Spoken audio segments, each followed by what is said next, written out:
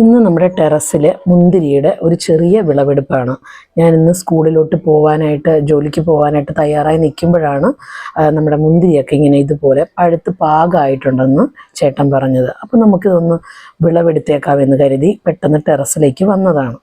അപ്പോൾ ഇത് കണ്ടോ, നല്ല പഴുത്ത് നല്ല പാകമായിട്ടിരിക്കുകയാണ്. നമ്മൾ കടയിൽ നിന്നൊക്കെ വാങ്ങിക്കുന്ന അതേ ആ ഒരു നിറം മാത്രമല്ല കേട്ടോ, നല്ല ടേസ്റ്റാണ്, നല്ല മധുരമാണ്.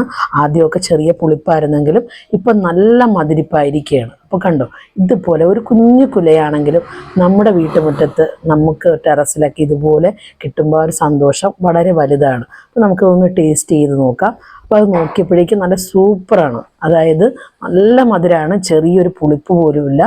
ആദ്യമുള്ള സമയത്ത് നമ്മളിത് എടുത്ത് കഴിക്കുമ്പോൾ നമുക്ക് ചെറിയ പുളിപ്പും ഒക്കെ തോന്നിയിരുന്നു. പക്ഷെ എന്നാൽ പിന്നീട് ആ ഓരോ വർഷം ചെല്ലുന്തോറും അതിന് നല്ല ഒരു മധുരം കൂടിക്കൂടി വന്നു.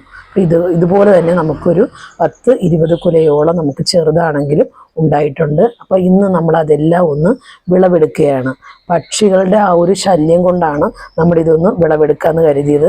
പക്ഷേ എന്നാലിപ്പോൾ പക്ഷികളെക്കാൾ കൂടുതൽ നമ്മുടെ വീട്ടിലുള്ളവരാണ് ഇടക്കിടക്ക് പോയി കഴിക്കുന്നത് കൊണ്ട് ഞാനിതെല്ലാം ഒന്ന് വിളവെടുക്കാനായിട്ട് വന്നതാണ്. അപ്പം നമുക്കിനി വച്ചുകൊണ്ടിരിക്കേണ്ട, ഞാനിതെല്ലാം ഒന്ന് പാകമായിരിക്കുന്ന കുലകളെല്ലാം നമുക്കൊന്ന് കട്ട് ചെയ്തെടുക്കാം.